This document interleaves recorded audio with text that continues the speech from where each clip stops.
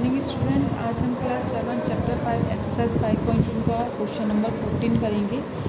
Question number 14 है अपना, find the measure of each angle if two complementary angles are such that one is, देखो अब अपने पास कितना है, फर्स्ट है 5 टाइम्स द अदर, यानी आपको एक तो कॉम्प्लीमेंट एंगल फाइंड करना है। तो हमें ये पता है कॉम्प्लीमेंट एंगल फाइंड करने के लिए हम क्या करते हैं, हमारे पास 2 एंगल होते हैं, उनका सम कितना होता है अपने पास complementary, that means 90 degree angle.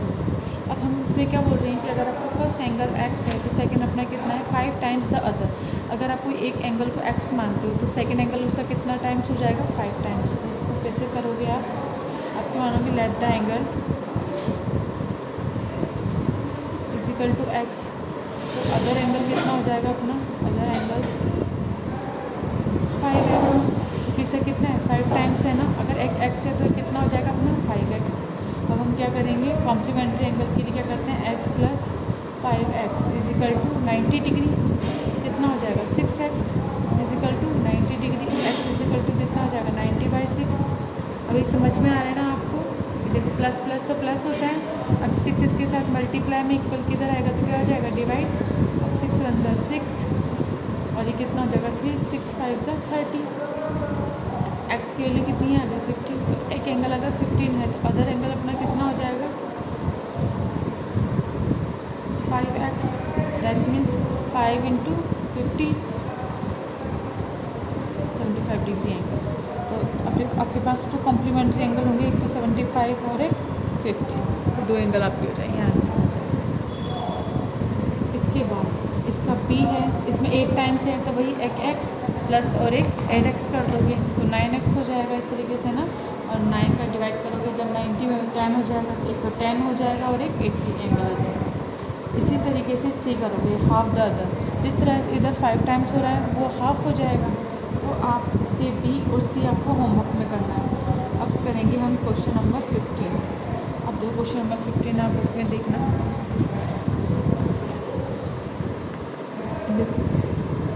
अब इसके अंदर आपको क्या करना है, A B and C D intersect each other, A B and C D intersect each other at a point O, find the measure of other 3 angles if A O D is 85। देखो A O D आपको 85 दे रखा है, अब आपको ये भी angle find करना है और ये बाकी के सारे एंगल फाइंड करना है आपको, जिसको अपन ईजिली निकाल सकते हैं। आइए से करते हैं। अब देखिए एंगल्स आपको गिवन है तो हम क्या लिखेंगे, सबसे पहले गिवन, देखो अब हम क्या लिखेंगे, जो चीज़ आपको गिवन है सबसे पहले उससे लिखो आप, तो गिवन कितना है A O D, angle A O D is equal to कितना है 85। अब आपको 85 है, अब आपको बाकी के एंगल फाइंड करना है। तो देखो सबसे पहले हम इसके सामने वाला एंगल फाइंड कर सकते हैं, क्यों, क्योंकि देखो ये 85 है तो ये भी 85 हो जाएगा, क्यों हो जाएगा, वर्टिकल अपोजिट एंगल है। A B and C D क्या कर रही है, एक दूसरे को इंटरसेक्ट कर रही हैं, तो अगर A O B is equal to क्या हो जाएगा सी ओ डी, तो आप क्या लिखोगे, angle A O D is equal to कितना हो जाएगा, angle C O D, A O D is equal to C O B, A O D कितना है अपना 85 डिग्री, सी ओ बी अपना क्या हो जाएगा, angle C O B is equal to 85 degree आ जाएगा। उसका रीज़न क्या लिख दोगे, vertical opposite angle, vertical opposite angle होगा। इसके बाद देखो अब ये भी 85 हो गया, ये 85 है, अब हमें ये निकालना है। तो अगर आप देखो अब यहाँ पर आपको एक लाइन, स्ट्रेट लाइन दिख रही है, A O B is a linear pair of angle, है ना, ये A O B straight line है, और अगर सी डी क्या है, ट्रांसवर्सल लाइन है, तो ए ओ सी और सी ओ बी ये क्या हो जाएंगे, दोनों जब इंक्लूड हो जाएंगे तो 180 डिग्री बन जाएगा। तो ए ओ बी क्या है, लीनियर पेयर एंगल है, तो हम क्या लिख सकते हैं, angle A O B is linear pair of angle. So हम क्या लिख सकते हैं, A O B, angle A O B is equal to आप क्या लिख सकते हैं, A O C plus B O सी या सी ओ बी। देखो A O B AOC plus COB is equal to कितना हो जाएगा अपना एंगल AOB यानी 180। तो अब देखो AOC नहीं फाइंड हमें, AOC फाइंड करना है, COB है ना, COB कितना है अपना 85 डिग्री इज इक्वल टू, अब देखो AOB कितना है अपना स्ट्रेट एंगल है ना, लीनियर पेयर ऑफ एंगल हो गया 180 होता है। AOC कितना हो जाएगा अपना 180 माइनस 85 करोगे तो कितना हो जाएगा 5 और हो जाएगा 95।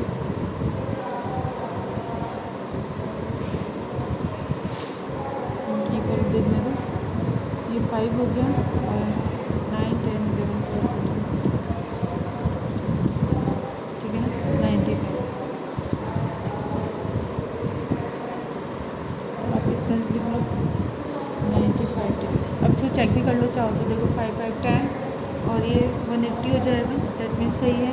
अब हमें क्या मिल गया AOC 95, तो हम निकाल सकते हैं ना COB, ये इसी क्या हो जाएगा वर्टिकल अपोजिट एंगल हो जाएगा, तो ये भी कितना आ जाएगा आपके 95 डिग्री।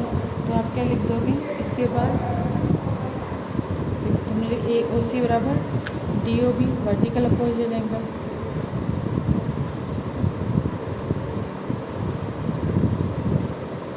ये अपना 95 है, ये भी कितना हो जाएगा अपना 95 एंगल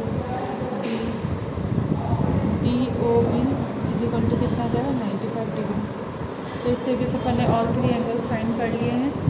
इसके बाद है इसका BNC, ये आपको करना है, इससे भी कुछ नहीं, सिंपल देखो वर्टिकल अपोजिट एंगल है, एक 12 है तो सेकंड वाला भी कितना हो जाएगा 12, और जिस तरीके से हमने ये वाला क्वेश्चन किया है A पार्ट इसका ना 15 का है, उसी तरीके से B और C हो जाएंगे।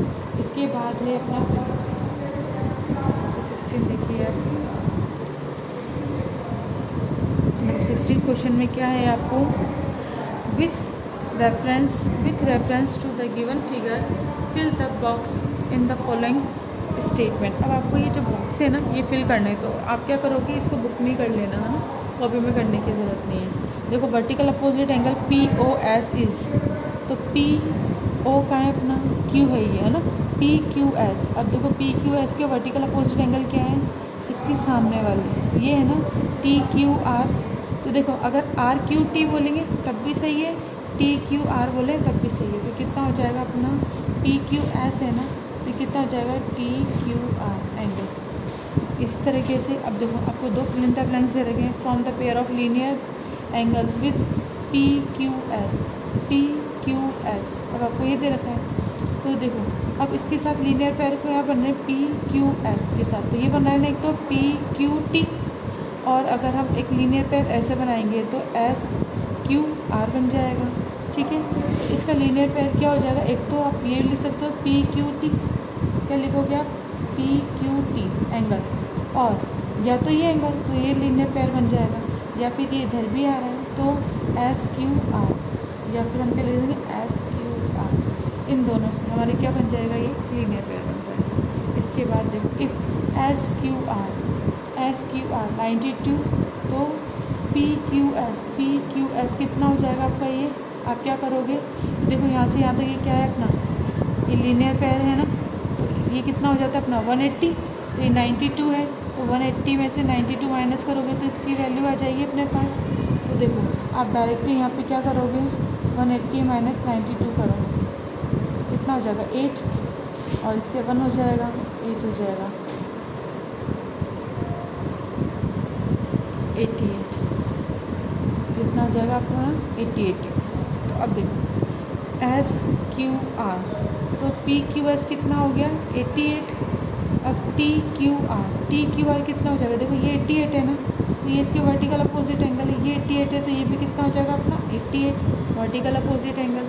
तो अब आप इसमें लिखते जाओ PQS अपना कितना हो जाएगा 88 डिग्री, TQR ये भी कितना हो जाएगा आपका 88 डिग्री, PQT अब आपको ये वाला फाइंड करना है, तो देखो ये 92 है, तो ये भी अपना कितना हो जाएगा 92 डिग्री, वर्टिकल अपोजिट एंगल हो गया ना, ये कितना हो जाएगा 92 डिग्री। तो इस तरीके से आप क्वेश्चन कर लोगे, तो इसके फिलिंग द ब्लैंक फिल करना है आपको, तो हमने इसे फिल कर दिए हैं।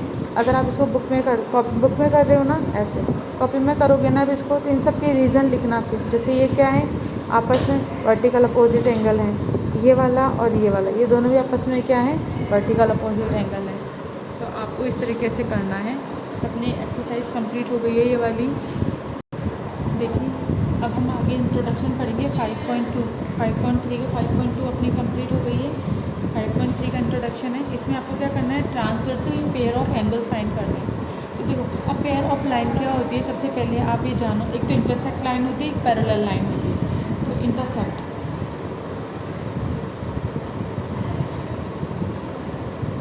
ठीक है, अगर टू लाइन है वो इंटरसेक्ट करते हैं कहीं पर, तो वो कैसे इंटरसेक्ट करेंगे, एक दूसरे को किसी न किसी पॉइंट पर इंटरसेक्ट करेंगे। तो देखो जैसे लाइन एल है और ये एम, इसने कहाँ पर इंटरसेक्ट किया है, ओ पर। तो एक लाइन तो ये होगी। अब लाइन को हमेशा कैसे बनाओगे, ऐसे एरो से बनाना, क्योंकि दोनों तरफ एक्सटेंड होती है, इसका एंड पॉइंट नहीं होता। अब अगर हम पैरेलल लाइन की बात करें, तो पैरेलल लाइन क्या होती है, पैरेलल लाइन देखो टू लाइन है, ये पैरेलल कब होंगी, जब इन दोनों के मिड की डिस्टेंस क्या हो, इक्वल। जैसे यहाँ से यहाँ तक की डिस्टेंस है ना, अगर हमने ये बोल दिया 3 है, तो यहाँ से यहाँ तक की डिस्टेंस भी कितनी होगी 3, यहाँ से यहाँ तक की डिस्टेंस भी कितनी होगी 3। यानी हम क्या बोल रहे हैं, आपके पास कोई भी टू लाइन है और उन दोनों की मिड की डिस्टेंस मतलब कांस्टेंट है। जैसे 3 कांस्टेंट है ना, हमने कुछ भी मान लिया है ना, जैसे ये 3 तो ये भी 3, यानी यहाँ से इसके कोई सा भी इस पर पॉइंट लो, है ना, इस लाइन का कोई सा पॉइंट लो और इस लाइन का भी कोई सा पॉइंट लो, लेकिन इन दोनों के बीच की डिस्टेंस क्या होगी, 3 3 3। तो 3 3 3 क्या अपना कांस्टेंट है। तो हम क्या बोल सकते हैं एक तरीके से कि अगर हमारे पास कोई भी टू लाइन है और उनकी बीच की डिस्टेंस है ना, मिड की डिस्टेंस कांस्टेंट है, तो उसे हम क्या बोलते हैं, पैरेलल लाइन बोलते हैं। तो अभी पैरेलल लाइन हमेशा कभी भी क्या होती है, आपस में मिलेंगी क्या, कभी नहीं मिलेंगी, ठीक है। हमेशा पैरेलल लाइन आप इस तरीके से लिखोगे, इन दोनों की मिड की डिस्टेंस एकदम इक्वल होनी चाहिए, तब ये दोनों लाइन क्या होंगी, पैरेलल लाइन। लेकिन अगर कोई टू लाइन पैरेलल नहीं है, दैट मीन्स जैसे हमने ये बना दिया, देखो ऐसा बना दिया, तो यहाँ पे डिस्टेंस तो क्या है इसकी, कम है, लेकिन जैसे हम आगे बढ़ते जा रहे हैं तो हमारी डिस्टेंस भी क्या हो रही है, बढ़ती जा रही है। तो अब डिस्टेंस अलग हो गई ना, किसी पॉइंट पे अलग है और किसी पॉइंट पे अलग है, तो ये दोनों हमारी क्या हो जाएगी, नॉन पैरेलल लाइन। और आपको ये भी याद रखना है, कोई भी टू नॉन पैरेलल लाइन कहीं ना कहीं जाके इंटरसेक्ट करती है। जैसे मानो ये नॉन पैरेलल लाइन है, अब इसी को अगर अपन आगे बढ़ा दें और इसी भी लाइन को भी अगर हम आगे बढ़ा दें, तो देखो कहीं ना कहीं ये क्या हो जाएंगे, एक दूसरे को इंटरसेक्ट करेगी ना।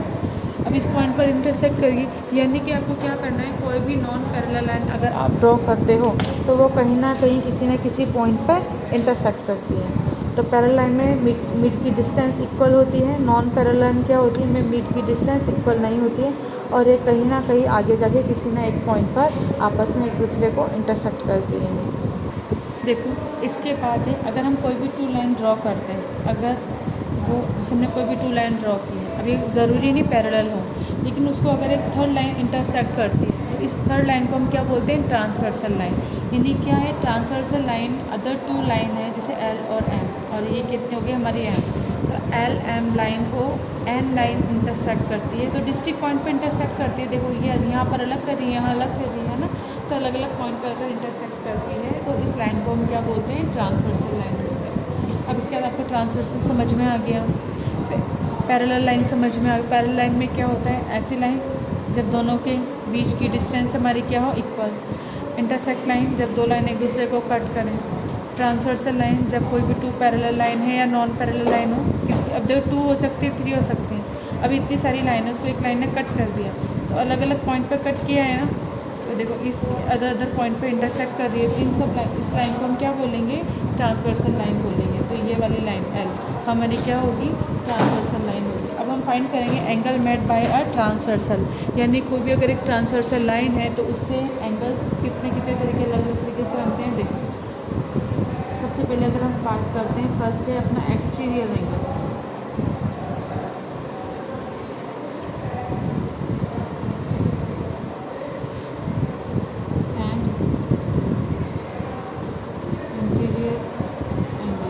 एक्सटीरियर इंटीरियर एंगल क्या होता है। सबसे पहले हमने लाइन ड्रॉ की, कोई भी टू लाइन ड्रॉ कर लो, है ना, एक ट्रांसवर्सल लाइन होगी, तो अंदर के एंगल होंगे ना जो हमारे ये वाले, देखो इसको अगर हम बोले 1 2 3 4, तो ये सब हमारे क्या अंदर की तरफ हैं, तो इन्हें हम क्या बोलेंगे, इंटीरियर एंगल। क्या हो जाएंगे 1 2 3 4, ये सब एंगल्स हैं। एंगल 1 2 3 4 हमारे क्या हो जाएंगे इंटीरियर है। एक्सटीरियर एंगल क्या होते हैं, देखो बाहर की तरफ बनते हैं, जैसे 5 है 6 है 7 है और 8 है। एक्सटीरियर एंगल क्या हो जाएगा एंगल 5 एंगल 6 एंगल 7 एंगल 8, तो ये हमारे क्या हो जाएंगे एक्सटीरियर एंगल। तो इंटीरियर एंगल एक्सटीरियर एंगल आपको समझ में आ गए। इसके बाद हम बात करते हैं नेक्स्ट एंगल की। नेक्स्ट एंगल है अपना करस्पॉन्डिंग एंगल। तो देखो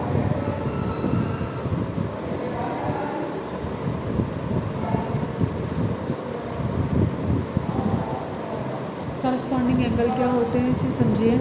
जैसे यहाँ पर देखो कोई भी लाइन है, एक लाइन इसे इंटरसेक्ट कर रही है, तो करस्पॉन्डिंग एंगल अपने कितने हो जाएंगे।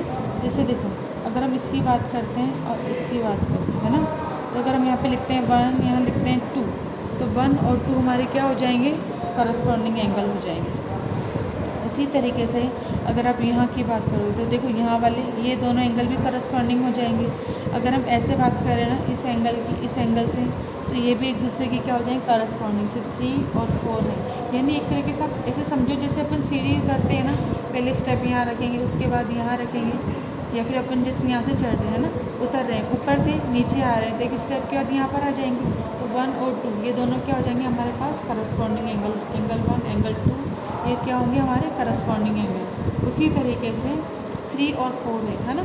अब जैसे यहाँ पर है, अब यहाँ से अगर अपन ऐसे करेंगे तो देखो ये वाला एंगल उसके जस्ट करस्पॉन्डिंग में एंगल कौन सा हो जाएगा ये वाला। तो 3 और 4 भी क्या हो जाएंगे हमारे 3 एंड 4 ये दोनों भी क्या हो जाएंगे हमारे करस्पॉन्डिंग एंगल है। ये भी करस्पॉन्डिंग एंगल है और ये भी हमारे क्या हो जाएंगे करस्पॉन्डिंग एंगल। लेकिन अगर 2 और 4 को बोलेंगे तो ये करस्पॉन्डिंग एंगल नहीं होंगे, ठीक है ना। ये क्या हो जाते हैं देखो ये करस्पॉन्डिंग एंगल नहीं होंगे हमारे। तो आपको ये बात समझ में आ गई है अच्छे से। ये देखो 1 2 करस्पॉन्डिंग एंगल है, 3 4 ये भी हमारे क्या है करस्पॉन्डिंग एंगल है। इस तरीके से आप एंगल्स फाइंड कर सकते हो। तो देखो इसमें जैसे भी हमने सिंपली 2 बता दिया, आप अपने को जैसे ये और ये होती है। इस तरह और भी बना सकते हैं। अगर हम ऐसे बात कर रहे हैं देखो 5 तो इसके वाला 6 ये भी करस्पॉन्डिंग हो जाएगा ना। 5 इसके बाद नीचे 6 तो हम क्या लिख सकते हैं 5 6 ये भी क्या हो जाएंगे करस्पॉन्डिंग हो जाएंगे। अब ये वाली बची ना अपने पास, इसे अपन कह देंगे 7 और 8। देखो 7 और इसके बाद 8 ये भी अपने क्या हो जाएंगे एंगल करस्पॉन्डिंग हो जाएंगे। यानी इसके जस्ट ये वाला तो इसके जस्ट ऊपर वाला है ना। 7 8 करस्पॉन्डिंग है, 3 4 करस्पॉन्डिंग है, 5 6 करस्पॉन्डिंग है, तो 1 2 करस्पॉन्डिंग है। तो करस्पॉन्डिंग एंगल इस तरह से आपको समझ में आ गया। और देखो नेक्स्ट है अपना अल्टरनेट इंटीरियर एंगल। अगेन फिर हम कोई भी 2 लाइन लेते हैं, हमने कोई भी 2 लाइन ली, ठीक है। ज़रूरी नहीं है पैरेलल हो, नॉन पैरेलल भी है। उसको एक ट्रांसवर्स लाइन क्या कर रही है कट कर रही है। तो देखो अंदर के एंगल एक एंगल ये बन गया, एक एंगल ये। तो देखो Z बन रहा है ना इस तरीके से। देखो Z की फॉर्म बन जानी चाहिए। देखो Z है ऐसे ऐसे और ऐसे, तो Z बन जाते हैं ना। तो अंदर के जो एंगल्स होते हैं ना ये क्या होते हैं हमारे अल्टरनेट इंटीरियर एंगल। अंदर की तरफ है अल्टरनेट इंटीरियर एंगल, तो हम क्या बोलेंगे angle 1 and angle 2 are alternate interior angle. ये हो जाएगा Z बनना चाहिए। इसी तरीके से अगर हम अपोजिट Z बनाएं, जैसे ऐसे बनाएं, देखो ये भी Z बन रहा है ना, ध्यान से देखो ये। तो अगर हम एंगल बात करें 3 और 4, तो एंगल 3 और 4 भी हमारे क्या हो जाएंगे अल्टरनेट इंटीरियर एंगल। देखो अपोजिट में ये इसके अपोजिट में अल्टरनेट इंटीरियर एंगल 3 और 4 भी हमारे क्या हो जाएंगे 3 and 4 are alternate interior angle हो जाएंगे। तो याद रखना कोई भी 2 लाइन है, इससे कोई भी ट्रांसवर्सल लाइन कट कर रही है, एंगल 1 इस तरह से Z बना है, तो एंगल 1 एंगल 2 के क्या हो जाएगा अल्टरनेट इंटीरियर एंगल। अगर अपन उल्टी तरफ से Z बनाएंगे तो 3 4 की क्या हो जाएगा अल्टरनेट इंटीरियर एंगल। इस तरीके से आप निकाल सकते हो। इसके बाद है नेक्स्ट अपना अल्टरनेट एक्सटीरियर एंगल्स। अब देखो एक्सटीरियर एंगल अगर आप निकालना चाहें तो देखो Z बनाया ना हमने, तो इसके अपोजिट अब वाला लेना है। यानी अगर हम इसकी बात करते हैं तो ये किसके हो जाएगा, देखो इसके, है ना। तो हम क्या बोलेंगे एक्सटीरियर के लिए ये कितना हो जाएगा, जैसे जैसे हम क्या बोल रहे हैं 6, तो ये 7, 6 और 7, देखो ये वाला एंगल अपोजिट में देखना है, ये इसके अपोजिट में यहीं पर ही आएगा ना। तो ये कितना हो जाएगा 6 और 7, एंगल 6 एंड एंगल 7 क्या हो जाएंगे हमारे अल्टरनेट एक्सटीरियर एंगल। उसी तरीके से अगर आप अपोजिट में Z बनाएं तो ये वाला एंगल देखो 8, इसको करो 5, 5 नहीं लिखा ना अपने अभी तक, 5 लिखो 5, और यहाँ पर हम क्या लिख देंगे 8। देखिए Z बन रहा है अपोजिट में, यानी ये एंगल इस एंगल के अपोजिट में आएगा। तो 5 और 8 ये दोनों भी क्या हो जाएंगे हमारे एक्सटीरियर अपोजिट एंगल। तो 5 है और एक 8, 5 और एक 8, ये गए अल्टरनेट इंटीरियर एक्सटीरियर एंगल। तो 5 और 8 ये भी क्या हो गए। अब मैंने एक में दिखा दिया आपको, चाहो तो एक बार देखो वापस यहाँ भी देख लो। जैसे कोई भी 2 लाइन है, कोई ट्रांसवर्सल लाइन कट कर रही है, तो हम क्या कर रहे हैं 6, इस 7 के क्या हो जाएगा एक्सटीरियर एंगल। ये जो 5 है इस 5 के क्या हो 8 के क्या हो जाएगा एक्सटीरियर एंगल। देखो ये इसके अपोजिट में ही, इसके अपोजिट में ही, तो ये तो बाहर की तरफ है तो एक्सटीरियर कर लो। ये अंदर, अगर ये अंदर हो जाते हैं ना, जैसे यहाँ पर वापस से देख लो, ये अंदर है 1 2 अल्टरनेट हो गए, 3 और 4 अल्टरनेट हो गए। इस तरीके से आप कर लो, ये अल्टरनेट इंटीरियर एंगल, ये अल्टरनेट एक्सटीरियर एंगल हो जाएगा। तो इस तरीके से अपने एंगल्स कंप्लीट हो गए। ये हमारी क्या आती है, कोई भी नॉन पैरेलल लाइन है तो उस पर अल्टरनेट इंटीरियर एंगल बनते हैं। लेकिन अगर मानो यही लाइन, यही एंगल्स हमारे पैरेलल लाइन पर बने तो ये सारे एंगल आपस में एक दूसरे के इक्वल होते हैं। जैसे अगर कोई भी पैरेलल लाइन है, जैसे कोई भी लाइन ट्रांसवर्सल लाइन क्या कर रही है, कट कर रही है, तो अब ये एंगल होंगे ना अंडरलाइन इंटीरियर एंगल से 1 और 2, तो एंगल क्या हो जाएगा 1 = 2। लेकिन ये किस केस में होगा, ये तब होगा जैसे लाइन L और M है ना, तो L इज़ पैरेलल M हो। अगर ये लाइन पैरेलल है तभी जाके एंगल इक्वल होंगे। अगर ये दोनों लाइन नॉन पैरेलल हैं तो फिर ये दोनों एंगल इक्वल नहीं होंगे। तो ये बात आपको ध्यान रखनी है। तो देखिए आज का अपन ने इंट्रोडक्शन इसमें कंप्लीट कर लिया है।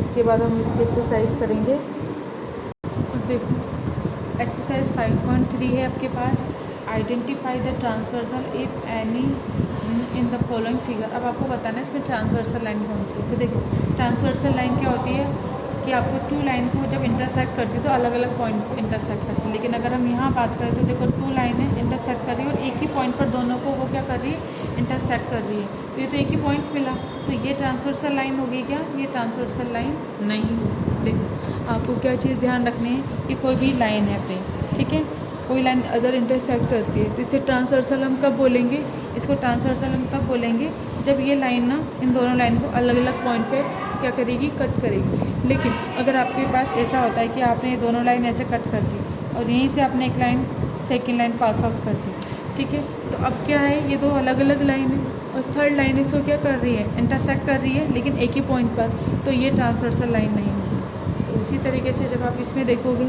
आप तो आपको क्या दिखेगा कि देखो एक ही पॉइंट पर हो रहा है ना कि इस सारे के सारे पॉइंट एक ही, जबकि ट्रांसवर्सल लाइन दो लाइन को अलग अलग पॉइंट पे क्या करती है, इंटरसेक्ट करती है। तो ये तो होगा नहीं। बी वाली अगर हम बात करते तो लाइन पी एंड क्यू, ये दो लाइन है और टी लाइन उसको क्या कर रही है, ट्रांसवर्सल लाइन होगी कि पी और क्यू को अलग अलग पॉइंट पर ये क्या कर रही है, इंटरसेक्ट कर रही है। तो इसकी ट्रांसवर्सल लाइन क्या हो जाएगी, ट्रांसवर्सल लाइन कितनी हो जाएगी, टी।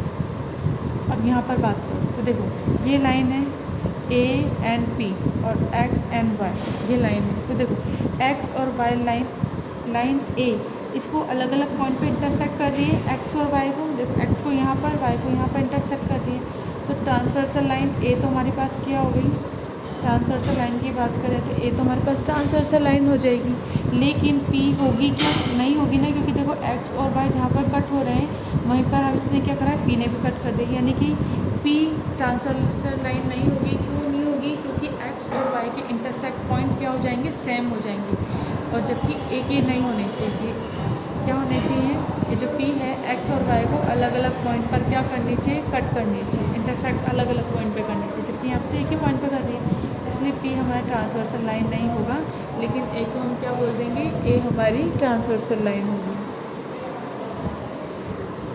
इसके बाद देखो क्वेश्चन नंबर 2 है, identify the pair of angle marks in the following figure. अब आपको इसके एंगल्स फाइंड करने हैं। तो देखो कोई भी 2 लाइन है, एक ट्रांसवर्सल लाइन उसे इंटरसेक्ट कर रही है, तो 1 और 2 ये दोनों क्या हो जाएंगे, इंटीरियर है ना, देखो अंदर की तरफ एंगल बने हुए हैं, तो इसे हम क्या बोलेंगे, इसे हम बोलेंगे इंटीरियर एंगल, ठीक है। तो ये क्या हो जाएगा, हमारे इंटीरियर एंगल हो जाएंगे, और वो भी कितना जाएंगे, interior angle of same side by the transversal line same side, और 1 and 2 हमारी क्या हो जाएंगे, इंटीरियर एंगल। इस तरीके से आप इसको लिख लोगे, interior angle of the same side of a transversal line. अब ये देखो बी कितना हो जाएगा अपना 3 and 4, ठीक है, करस्पॉन्डिंग एंगल है ना, तो क्या लिखोगे आप, angle 3 and angle 4 is a corresponding angle. अब देखो 3, 5 and 6 की बात करते हैं, अगर हम एंगल 5 और एंगल 6, तो एंगल 5 एंगल 6 क्या है, देखो जेड बन रहा है ना, तो 5 और 6 क्या हो जाएंगे हमारे पास, अल्टरनेट इंटीरियर एंगल। तो हम क्या लिखेंगे, angle 5 and angle 6 is are alternate angle. Alternate interior अंदर की तरफ है ना, तो आप चाहो तो लिखें अल्टरनेट इंटीरियर एंगल। सिर्फ मैंने आपको वर्बली बता दिया, ये आप खुद भी कर सकते हो। तो आपको क्या करना है, इसको लिख लेना है, इसके बाद के क्वेश्चन है ना, ये 3 से लेके 5 तक हम नेक्स्ट वीडियो में डिस्कस करेंगे। तो आज का वीडियो को यहीं पे कंप्लीट करते हैं। Thank you.